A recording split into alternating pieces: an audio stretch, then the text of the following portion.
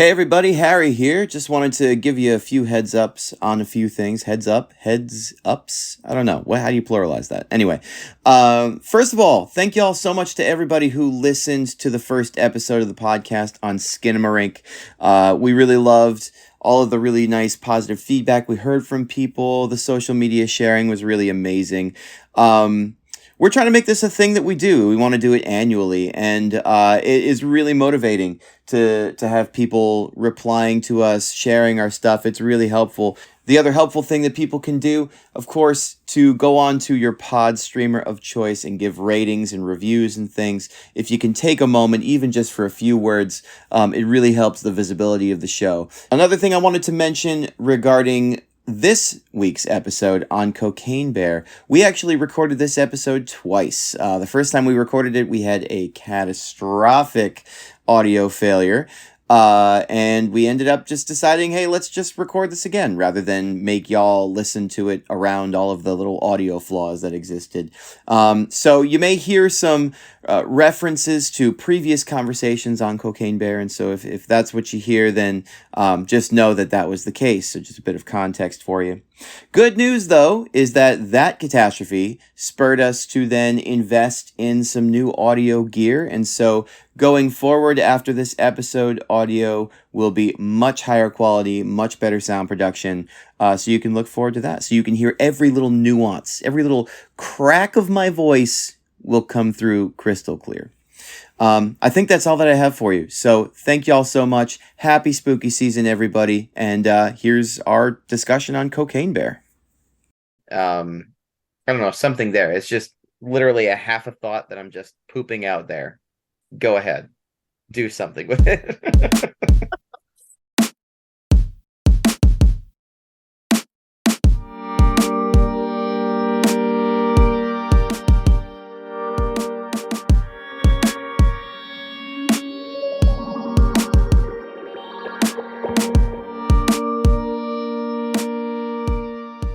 I'm Harry Nichols. I'm a horror freak and a teacher and a musician, and I do this because I like feeling pain for some reason from my art, and it's a problem that I have that I'm working on. Jen?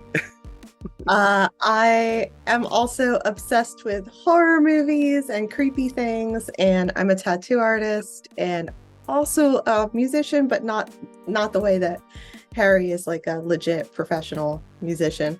And I like freaking myself out and watching scary, creepy movies. And today we are ruining the night of Cori. Tell us a little bit about yourself. Hi, I'm Cori. I am a teacher and a amateur fiction writer, and I do not like horror. I tend to avoid it. I was actually very irritated recently when I had to sit through like a revenge thriller that was like the goriest thing I've ever seen. Not Cocaine Bear. Cocaine Bear pales in comparison to this movie I saw. I was irritated the whole time. I was like, I didn't sign up for this. So I don't know why I don't like horror. I think it all relates to a very scary moment I had at a haunted house when I was like 8. And I was sort of like detected by the MC who was dressed up like Frankenstein's monster. And he pointed at me and said, "She might not like it here." And I like ran out screaming. And since then have had no interest in horror. Wow, what an origin story. Frankenstein ruined. Like a literary figure ruined my like experience with horror is like so appropriate and tracks so hard. Does Frankenstein count as I'm saying Frankenstein, I mean Frankenstein's monster, which I imagine is what it really was, right? Does that count as a literary figure anymore? I don't know. Mary Shelley? Absolutely. Absolutely. Yeah. Sorry. No disrespect to Mary Shelley. Yeah. For sure. So we made you sit through this movie, Cocaine Bear, for the second time now. Right? Yeah. Twice. 2 times. And I also watched it 2 times. And Jen watched it 1 time. I watched it 2 times for the other time that we did this. I did not watch it again for this round. So you didn't watch it thrice, I guess. No, Yeah. no, We're no. all That in feels. Yeah, I couldn't. We'll get into it, but I couldn't do it. You couldn't make yourself do it again. Okay.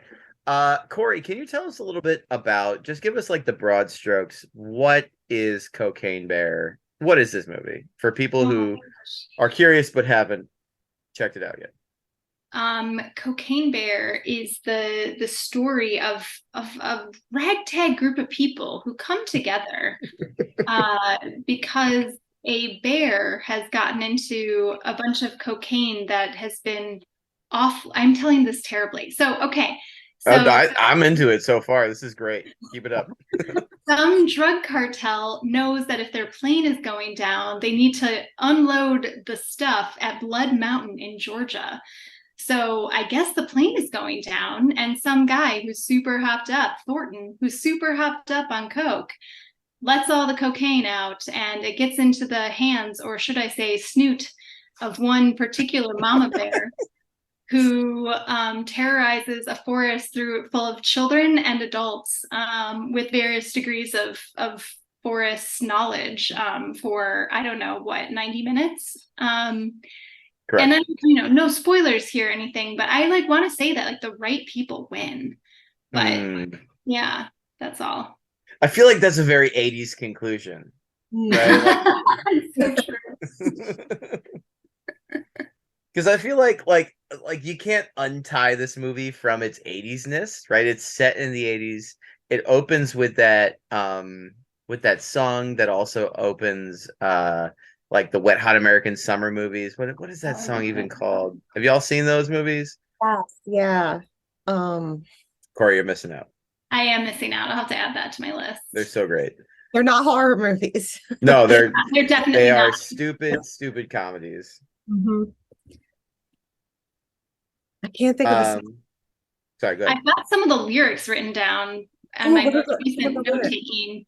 Time for letting it be, baby. Jane, you're playing a game called ... That's all I got. All right. But it was a real, head bopping, yeah. What would people call that when you're Head banging? Head banging. Thank you. Bopping is 1950s. Bopping is gentler than head banging, I feel. It's true. Yeah. Yeah. So I just looked it up. The song is called Jane by Jefferson Starship, which I will certainly play right here. Yes. When I edit it. Nice. It got me onto this fan theory that maybe this whole movie, because this movie is made by Elizabeth Banks, who is also in the Wet Hot American Summer movies. Is this movie supposed to be a in-universe situation, or is it just it's at the same camp? It's yeah, they merged the two at some point, right? Because it's well, I guess it's in a national park, not really a camp. I don't remember where Wet Hot American Summer takes place. it could be at the camp though. Or the camp could be right near there. I don't know, maybe. Could be. Blood Mountain is in America. It's in Georgia, which is in America. Yeah. That objectively true. You can't argue. I don't know. So Jen, where I mean, you have watched it twice, right? As have the rest of us. What were some of the things that this movie had you thinking about? Had me thinking about? Yeah. I don't know if it had me thinking about anything necessarily off the bat. I remember last time we got into some real great stuff, which I'm sure we will get into again. But I think with horror comedies, I tend to focus on the pacing and the structure more because they tend to fuck it up more than others. They don't know how much horror to do, they don't know how much comedy to do. Sometimes they do it together and it's awesome. The part in the cabin with is it the park ranger? Is that what she yeah. Like that part's great, but like a lot of it, there's like a lull in the beginning. Because I quick went to Wikipedia just to like remind myself of like plot points, and I was like, oh yeah, that does piss me off again, which was I wonder how you guys felt about this. The beginning is literally like 4 or 5 separate openings. So like the guy who falls out of the plane, then like the couple in the woods, then the detective who finds the body who fell out of the plane, and then Ray Liotta's character in the arcade, and then Carrie Russell's character with her daughter in the bedroom, and it's just like boom, here's a character, boom, here's a character. Like it's not doing anything. And I think the funniest parts were the first 2 openings with the guy falling out of the plane and the couple in the woods. But like, what do you guys think about that as an introduction to characters? Yeah, I mean, so you brought this up last time we had this conversation, um, that it felt very kind of like disjointed as far as like an opening like 20-25 minutes of the movie. And I agreed with you then. I think I enjoyed it more this time around, though. Honestly, I rewatched it. I liked it a bit. I think the comedic bits just hit a little better for me. I'm not sure why. Maybe it's mood. Maybe it's just I don't know. Like I truly don't know. Maybe it's like I watched it at a different time of the day, but like I found it much funnier for some reason on the second round through. I particularly loved like Alden Ehrenreich when he's introduced in the bar and he's like crying over his dead wife, and he's got the tattoo that says John. It's supposed to say Joan, and like the guy asks for the penne and he asks if there's any chicken or anything in there. He just says it's just plain. It's just plain. Like for some reason it just slayed me this time around. I don't know. Corey, what do you how is the pacing in the beginning for you? What do you think? I mean, I would just want to say for the record that like the plain penny really cracked me up and like absorbed me this time because I noticed it was total like just buttered noodles. Right. And, Yeah, it looks and it's super like, boring. Yeah. yeah, and it's like described as like dive bar in St. Louis. And I was like, I've been to a lot of Midwestern dive bars. I have never fucking seen, sorry, I don't know if I can swear. I have You never can. seen just like buttered noodles at like a bar. I was like, Right. where are they? So I sort of delighted in that scene. But I generally like I agree, Jen. The first I feel like half hour of the movie moves so quickly through like these like scenes that don't feel like particularly juxtaposed. Like they don't feel like intentionally woven together. They just feel like boom, boom, boom. Like you just need to know the progression of how all these characters are going to end up at Blood Mountain. And so like I found it slightly irritating maybe. I didn't like hate it, but I was like I kept trying to bold my notes every time a new scene happened. I constantly was like bolding new notes. I was like, what is Oh yeah. happening here? Um, but I think like I don't know. I'm happy that we got to all these different places and to some degree. Like the arcade is so classically 80s and like felt necessary. The police station where Bob and Reba are working, like that was sort of fascinating to me. And there's like every time Reba's on screen when they're in the police office, there's like an American flag hovering near her, or like it's actually not hovering, it's just like a little dumb little American flag that's like stuck on her desk, but it's like always in the frame with her. And I was like, this is fascinating, like just from like a I don't like a mise-en-scène perspective of like why do they have to be at the post office, hello, the police station, and like how are they connecting the police with like America, and like what is this America that's like connected with the police. So I thought like there was like fruitfulness about it, but it just like moved so fast that it sort of irritated me as a Yeah. That's so interesting. I did not notice the American flag. That's interesting that it was in the police station too. I didn't notice it on the first viewing either, but suddenly I was like, oh, that American flag seems purposeful. Again, I gotta keep bringing up the 80s-ness of this movie. Like I feel like if you're gonna start to dig into like the meat and thematic material of this movie, you have to like look at the setting, right? Yeah. Like which is just the 80s. I mean, it was an era that like really lionized like the police, and to me that's not really surprising, that observation that there's like always an American flag kind of like present in the police station. Like I think that there's like, yeah, I'm sure there's something definitely intentional in there. It's hard to, especially after we have that like short series of clips of like, those like TV ads of like, this is your brain on drugs, the sort of I forgot about that. That was great. I know it's another opening technically. I really liked that. Just to your point, like I think it's an explicit invitation to contextualize the movie within the like 80s war on drugs, the way that like kids like, what was her name, Dee Dee and Henry, like raised, and by kids I mean like I was that age, right? Like I would have been that age during, the cocaine bear incident, I guess. And totally raised in this like sort of war on drugs atmosphere. So I think the inclusion of all of those advertisements is like a deliberate, like, let's contextualize this within the 80s for sure.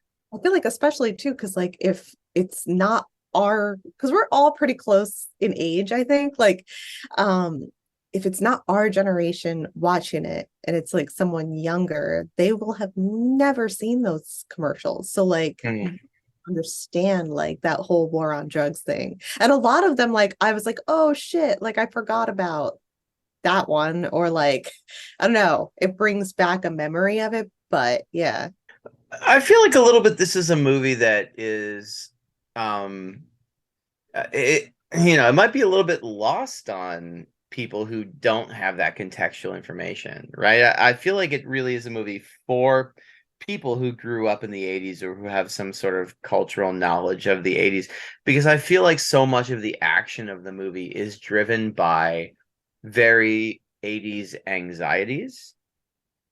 And by that specifically, I mean like this is a movie about what parents in the 80s were afraid kids were doing while they were distracted, right? Like this is a movie about so like just to break down the sort of like the sets of parents we have in this movie. We've got the mom, Sorry, I think.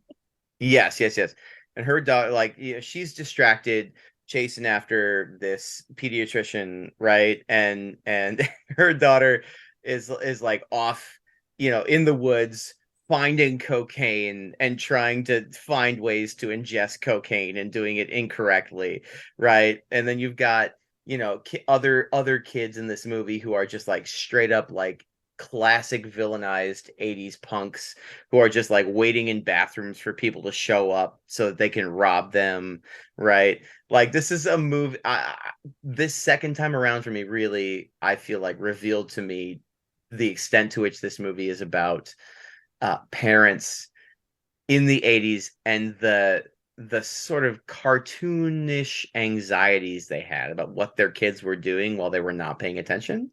That's interesting, because one thing that caught my attention during this viewing was just that Sari, when she finds out that the kids had tried cocaine, she's like kind of funny about it. Like she's just like kind of like she asks her daughter something about like, doing drugs, and the daughter like confirms it, and she's like, how did you know? And she's like, I had my suspicions, but you confirmed it. But it's like kind of in like a laughy haha manner. It's kind of interesting because I think that like Sari is positioned as like similar to the cocaine bear, and I think both of them are like positioned as like the appropriate parent figures, because like they're like juxtaposed with Sid, aka Daddy Ray, who is like clearly a terrible dad, right? Like he not only is like badgering his like son who's grieving his dead wife to like go and get this cocaine. He's like, so it's like clear also that he badgered his kid into like being part of like this drug enterprise in the first place. He's really just like left his grandchild like home like in front of the TV or something. Like it's unclear how the kid is being like cared for while Ray Liotta is off trying to find his cocaine. And there was something else there that I was just like, man, this is like so clearly positioned as like this guy's a shitty father. So it's like there's almost like three parent figures. Like there's the shitty parent, there's like the good parent, and then like I think you're right, Harry, that there's like also the like presence, if not like actually present in the movie, but the sort of like presence broadly of like the paranoid parent, like the parent who's like afraid, and like the parent who like was worried about me walking home from school because like maybe somebody would approach me with drugs, like Right, totally. yeah. Totally. Here's the thing. I also think that there's like way more parents in this movie. Like for some reason, all those introductions, I was like, oh, that's a parent. Oh, that's a parent. Jen, you feel like you want to say something? No, I was going to say literally almost the same thing. And Cocaine Bear is a parent. Obviously a parent. Yep. Okay, so quick question. Okay, I'm going to talk through this, so it might not make sense. Okay, Cocaine Bear is a woman? Yes, Cocaine Bear is a mama bear. Okay, is the only father Ray Liotta and the grieving son? Like, are those the only dads? I think if you want to consider Bob the cop, like I was gonna say because he's got the dog, right? Yeah. That's actually That he's trying to ditch so he can do his job, man. Yeah. Yeah, but he comes around in the end. He does, yeah. But yeah, okay, maybe that doesn't, because I was like, oh, is it showcasing the like women as better parents than the guys? I don't know.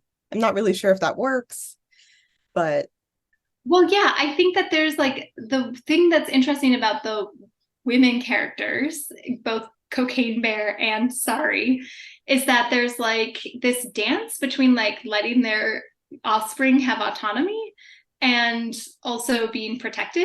Like we see them kind of do both.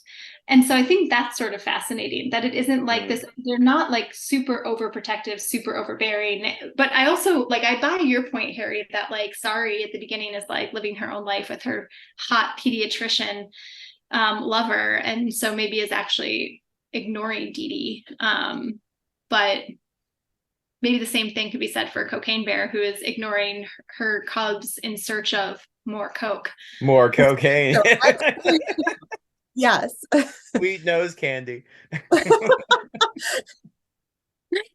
And what's interesting is that like the two Norwegian hikers, when the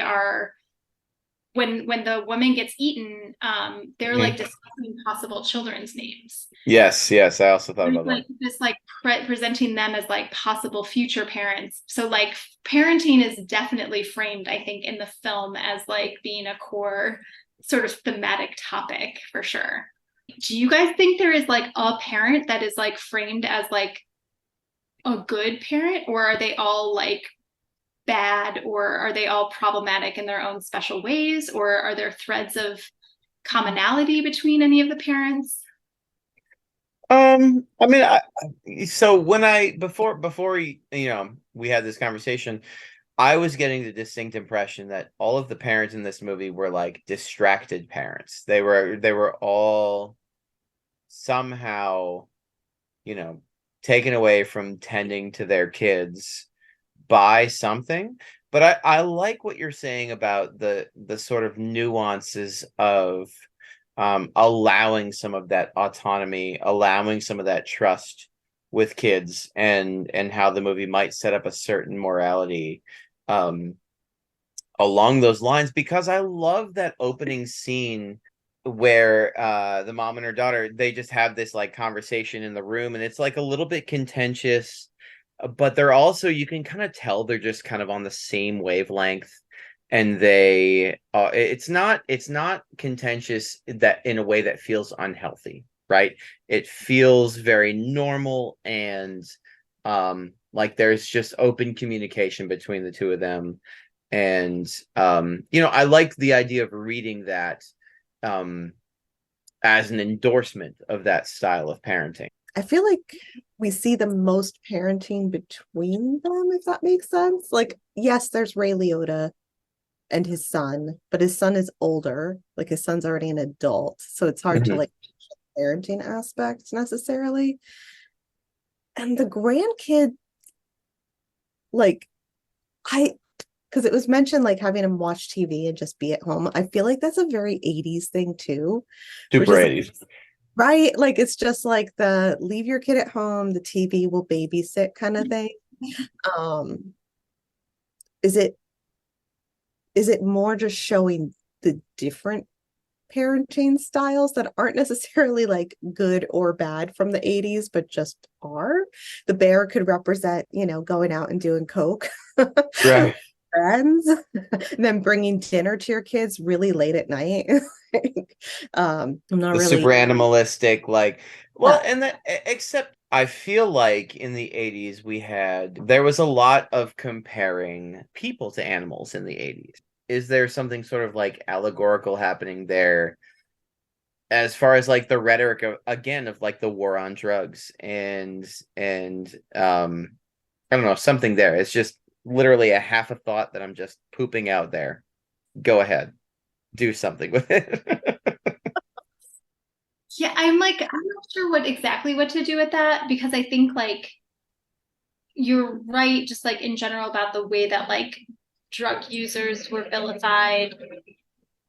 Sorry, I don't know if you can hear that motorcycle. It was cool. It Okay. was cool. Um, so like how drug users were vilified in the 80s, and I mean continue to be, but like Right. what I think we talked about this last time we had recorded, like I can't figure out if this movie is evading the question of race or if it's like engaging with it implicitly, but it's like the war on drugs was primarily a war on like Black and brown folks, and primarily like a war on Black and brown folks in like urban areas, right? And so like we have white folks as like the drug users in this film, which is sort of interesting, and it's cocaine. Except for an animal, right? Right. Except for an animal. Yes, except for this animal. And so like is that active critique on the way that like the 80s and the war on drugs vilified people of color, Black folks in particular, or is it, I don't know. Like, I think it would be smart enough to be doing that. But like, yeah, I guess like a question, but there's something also powerful to me about the fact that like, I still think that the best parent figure in this movie is the cocaine bear.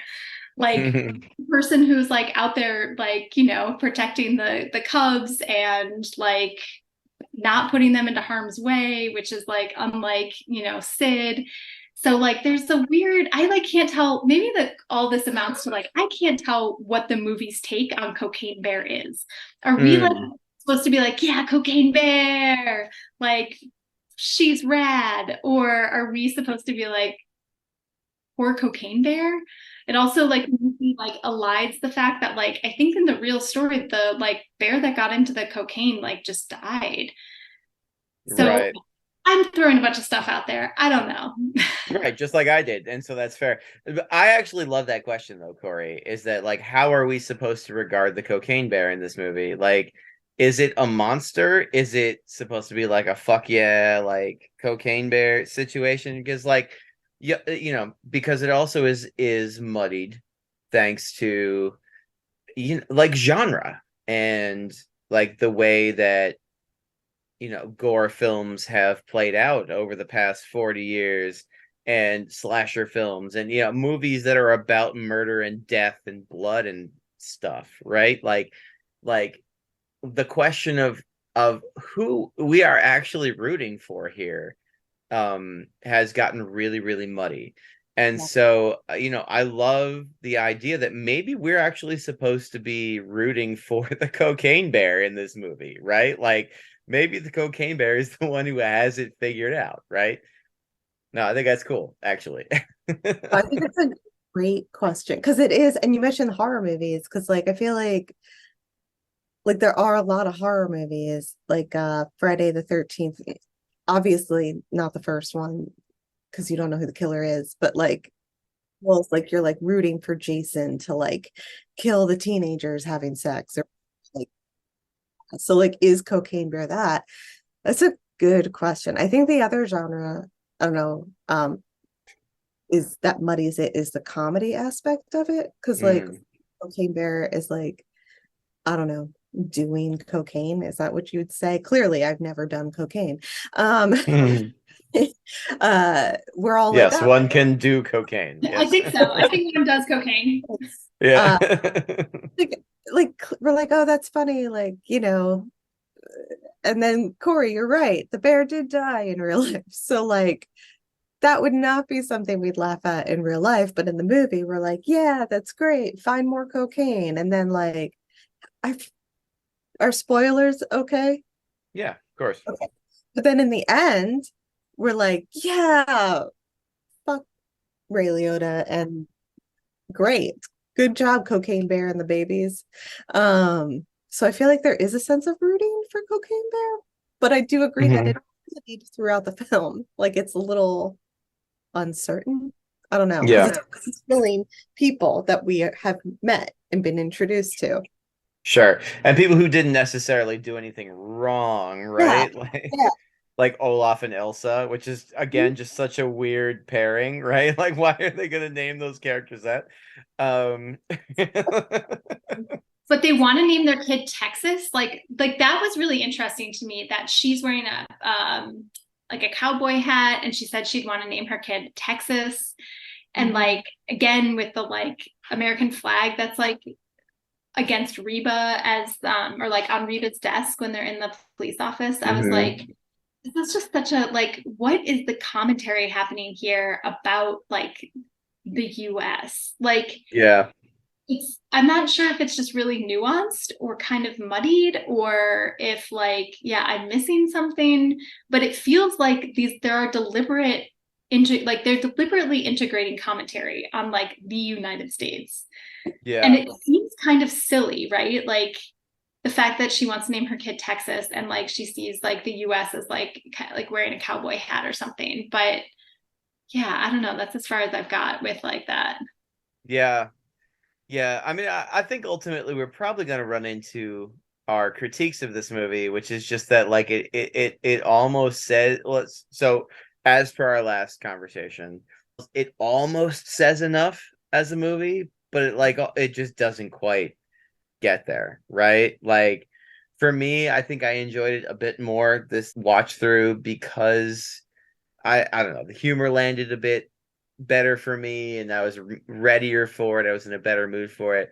But ultimately again like yeah, just like the message just like it just doesn't come through for me. I don't know how y'all feel about it. Are we rating it? Are we going that But route? I think we are. I think we're transitioning into our ratings here. Okay. Yeah, I don't know. Unless Corey, were you about to say something? Well, I was about to say that like this time around I had like continued to think about parents, but I made a joke at the end of like our last thing that I was like, maybe this is actually about the crisis of representation and like how challenging it is to represent reality and maybe in particular like nature. And I just like want to dig down into that a little bit more. Yes, let's do that. That sounds great. I feel like if there's anything that felt like had meaning to me, it was that. So I found this sort of fascinating. The first time that the bear gets like captured, eats the Norwegian woman, they've like got her, the bear in their camera, and we see the bear through the lens of the camera. And then we've got at the end, the final scene is, well, besides like the trailer clips, is the bear being captured again through somebody's camcorder. And the bear both times like catches their eye through the lens of whatever is capturing them and like seems to like go after the person capturing the image. And so I think that coupled with, which it's so weird that the daughter wants to paint the waterfall. It's like, wow, like it's just such a weird thing to want to do and to like want to do so badly. Where did that come from in the script? So I really do think there might be something here that's like productive about like the desire to capture the uncapturable and the desire to like render into film or still or whatever like something that is alive and vibrant and like constantly changing. And like I think that positions like us as viewers in an interesting place because we're watching this film go down, but we are not so unlike the people on the other end of the camera that like the cocaine bear wants to attack.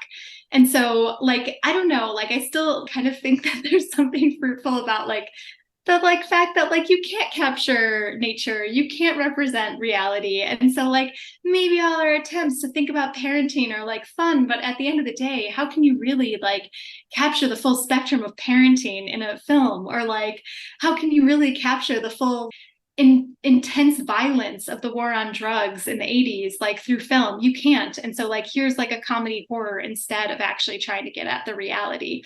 So like I think like my desperate attempt to make something feel cohesive is like, oh, if we read all of the like inability to like tie up the loose ends through the lens of like what the film might be saying about representation through like film and art, then like maybe there's a reason that we can't pull together those loose ends. I love that. I love that. Is that a good thing though?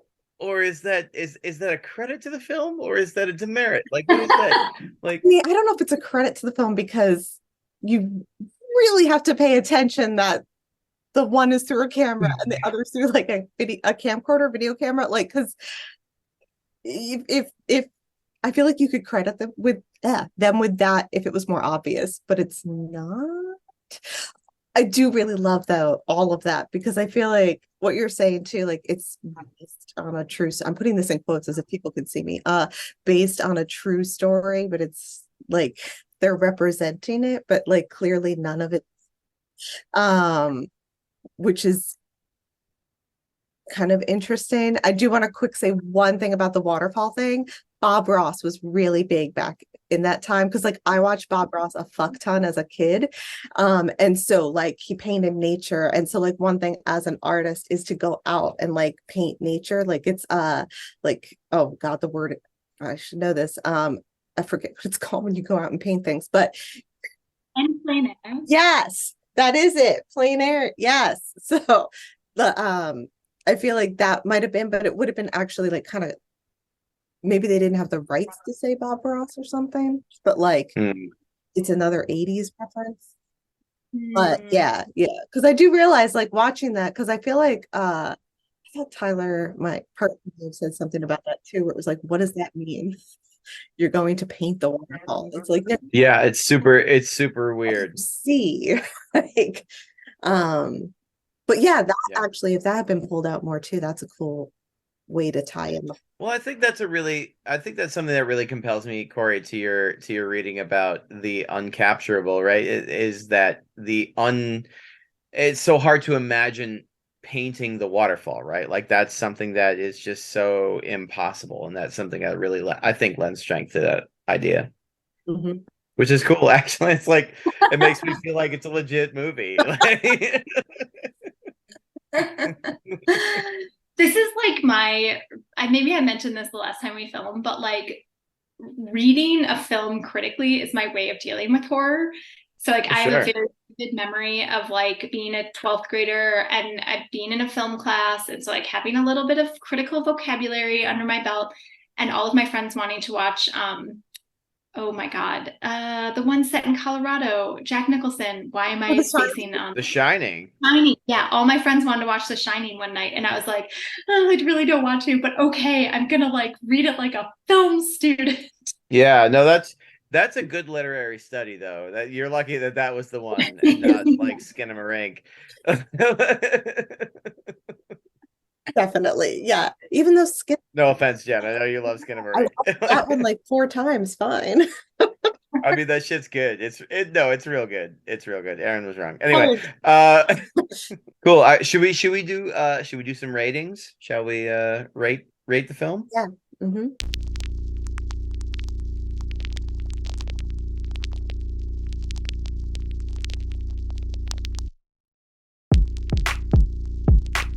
I think for me, I'm gonna put it up at a 7. I think last time I had it in the like 5-6 range. I don't know. For me, I'm just going purely real lizard brain here. I just think that the funny parts were funnier, the scary parts were scarier, and it was funner to watch the second time around. So I'm gonna give it a 7. Nice. Cori, do you want to go next? Sure. I think like I I think I would also give it a 7. And based on the food for thought, which I enjoyed, also something we haven't really mentioned is the pleasure of the scene when Bob the cop is stuck on top of the gazebo and like cannot figure out how to get himself down. Oh, it's so good. There's some like real genuine like belly laughs in my household, so that was great. Yeah, and I mean like bonus points for just like making me feel a lot of empathy for a bear on cocaine. Like, so I think I gotta go 7, maybe 7.5. That Nice. last time too, right? Yeah, I think it was like 6, maybe, or I can't remember. I think we were all in the same ish, like 5 or 6 last time. Yeah. I don't remember if I gave it a 5 or a 6 last time, but I'm gonna give it a 4.5. Damn. know, Oof. That's Oh, I'm harsh. sorry. I know I didn't watch it again, but an indication for me of a movie that I enjoy is if I want to watch it again. And I really didn't want to watch it again. I was like, I got it. I got it. I think I'm unfairly harsh towards the horror comedy category, Yes. but I recognize that. And I would recommend this movie to people, though. I would. I would just, like say it's fun. Yeah. And Sorry, when I was saying yes, I didn't mean that you are I wasn't saying that I agree that you're unfairly harsh. I meant that I also have a propensity to like dislike the horror comedy genre. Like I have like a I love it. I love a horror, but I I'm I love a horror comedy, but I've seen like a lot of them, and I tend to find, I don't know, maybe I don't like them as much as I thought I did. Oh shit, mind being blown. We're discovering what I really enjoy in a horror movie. Yeah, I don't know. I think that I like it. I think this one felt more comedy to me. I think that's why I also rate it a little lower. The kills were great, but they weren't consistent enough. There weren't enough kills. Come on, Cocaine Bear. Kill. Oh, sorry. I have a couple. I don't know how long you guys were planning to spend on this, but like I have a couple of questions, and Yeah, like sure. maybe one for Jen in particular, but maybe for both of you. Like, so Andy, my spouse, and I watched a video about like analyzing film, and one of the things that like we kind of like learned a little bit more about is like editing and like lighting and the way that that contributes to the genre vibes. And so this time around, I just like really noticed like the lighting, like until it gets to be dusk, it's like bright. It is comedy lighting. And like the cuts and edits feel like they're more comedy cuts and edits. And so like I wondered, Jen, if like the movie had more shadows, if like the sort of film, like the way that the film was produced felt like more like if everything remained the same, the script, the kills, etc., but it was like shot with more shadows, jumpier, maybe like edits, like would you have a different feeling for it? That's a really good question. And I do think that you guys are 100% right that it's like the brighter comedy lighting. I feel like a lot of horror comedies do that. Like they tend to like visually, like I don't think I ever find horror comedies to be visually interesting because of that. Like there's not very much style to them. I think that I don't know. I don't know if it would help. It'd be interesting. I feel like the thing that like took it out for me was just that like I think the pacing, honestly. Like I feel like I like when the horror is more integrated with the comedy, and I felt like only a couple times was that really achieved. I was like laughing and like horrified at the same time. Um, so I feel like a lot of it was like the characters being funny with each other. It wasn't Yeah. the like actual horror of it was funny, if that makes sense. Right. I'm not sure. I feel like in a horror comedy, those moments are meant to humanize the characters, which is meant to make you feel more for them, which is so that when terrible things happen to them, you feel worse things, right? Oh yeah, no, that makes sense. I just think that, Yeah. you know, every 10 minutes we should have like a horror thing if there's like comedy between or something. Sure, sure. Yeah, I hear that. I love your question, Corey. Also, because I'm thinking about where the movie falls apart for me, which is the ending. Like the end of the movie is where I just kind of don't want to watch it anymore. And I think part, frankly, and this might be a very superficial answer, is that it's such a dark, like a visually dark ending. And it is so hard. I feel like they're going for a sudden seriousness where there was mostly just humor before and silliness and these overblown characters doing terrible things, but in a way that is funny to watch. And in the end, we're getting very we're getting very symbolic and very allegorical, and it's all very dark and frankly just hard to watch, hard to visually see what's happening. And I'm starting to care less and less about what happens to Ray Liotta and Alden Ehrenreich and all these characters. And so yeah, so for me, I don't think that the movie would work with that kind of style. I don't know. I think that humor is too integral to its like raison d'etre to do that. I agree about being too dark at the end. It is really hard to, it's actually hard to see.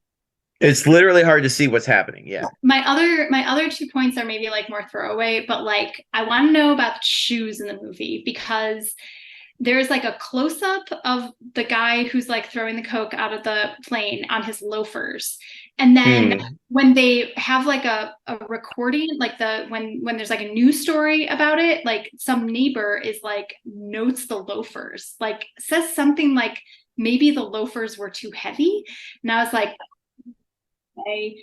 And then like David, who's like, like one of the drug guys, like he's like obsessed with his shoes and like so worried about them. Like when he first comes in to meet Ray Liotta in the arcade, like steps in something and then also is like worried about getting them too wet. And so I was like, I don't know, it's kind of interested in shoes and also interested in like highs and lows. Like when are people above and when are people below, like climbing up the tree or being at the top of this waterfall or being on top of the gazebo versus like below. So like that's one thing, shoes and then high and low. And then I also was curious about the rainbow, like the bags carrying all the Coke are red, but all of them have these like rainbow what do you call these, like Straps, like straps. And so I was like, is this just like, were rainbows really big in 80s culture? I think maybe they were. Or is this like a call up to like, queer culture like today? Like I was like trying to figure out like where the rainbows, like what work they were doing, because it felt very noteworthy to me. I feel like the rainbow's super 80s, I think. I don't know. Yeah. More than queer at the time, but today watching it, people might think queer more than 80s. I don't know. Well, I think of the shoes and I think of like materialism, and I think of, like again, like a movie that's about the distractions that parents have from their kids and sort of it being like a sort of a function of that. But no, I mean that's super interesting as well to think about, and I had not attuned to at all. But that's cool. I love some loafers, so I was like, I like legitimately wrote down nice loafers before the guy died. I particularly felt when he stepped on the packet of ketchup and was like, "Oh, I just bought these," and I'm like, "Oh man, you just bought these. That sucks." Like, yeah. Before we wrap this up, who's got like who's got a favorite like what the fuck takeaway moment from this movie where you were shocked, surprised, or just felt like it was representative? I think my what the fuck was a long scene, but I feel like it was one of the most enjoyable was the ambulance. Oh yeah, so good. So And good. her body just like skids out. I was like, oh my God, they actually Totally. yeah, so I think that was the what the fuck moment for me. What about you guys? I think for me it was when Ray Liotta's like intestines come out, and like I think I didn't remember that, and then the bears like play with it, and I was like, this is so repulsive. It's gross. And I think for me it's kind of similar. It's just like a repulsive, gross, like gag moment. But it's when the guy gets strung up in the tree and like the bear like attacks him up there, and you just like see it, like he just bleeds out like downwards through the tree, and it's just so like physically feels impossible, but it's just still so gross. Like Oh wait, this also, sorry, that it was reminding me of Henry saying like, that seems like the kind of thing that I want to forget, but also like the kind of thing a man will remember his whole life. What the hell was up with his wrestling thing? I was like, I don't understand why he's wearing this wrestling belt for the whole movie. No, I don't get that either. I feel like I think that that's something that is meant to hearken to like the 80s kids. Like 80s kids were constantly, yeah, I don't know. It was the first generation of kids who were like so, not maybe not the first, but the first of a kind maybe, where they were so defined by a lot of the media that they were exposed to, right? Like and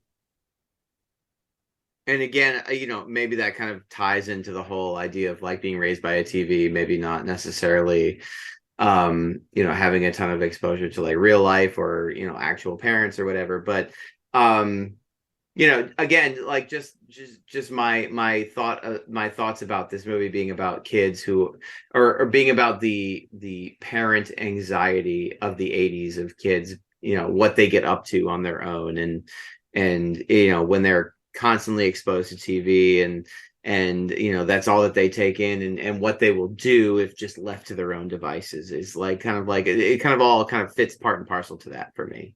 I buy it. Yeah, same. Cool. Ka-ching.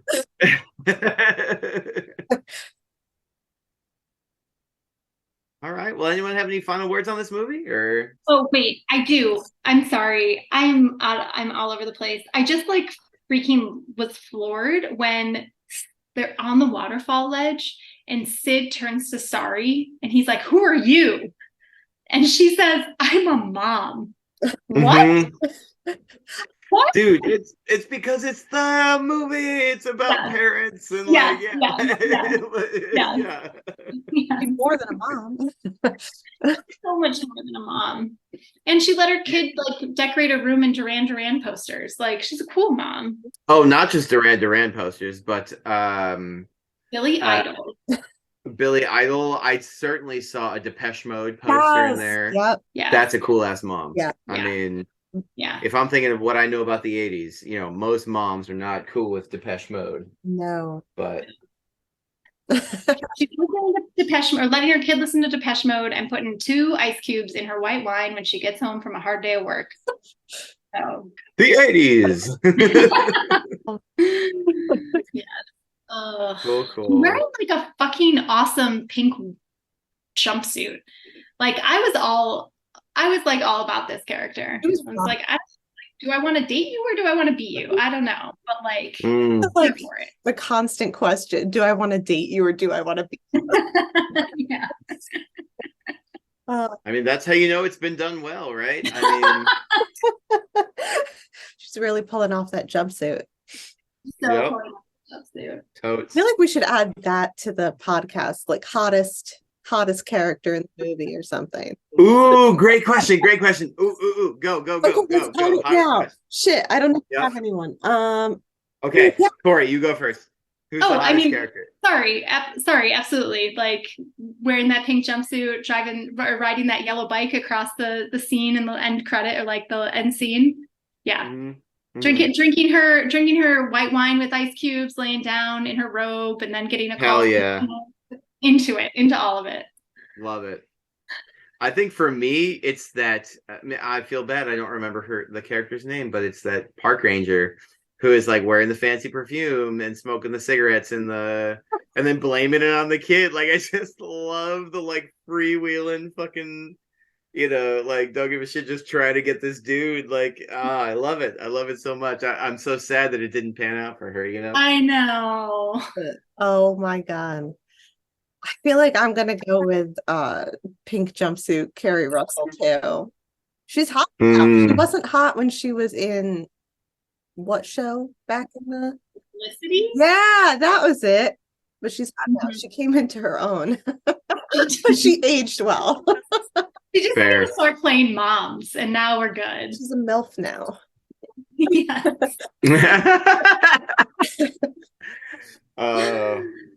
And that's definitely what we're gonna end it on.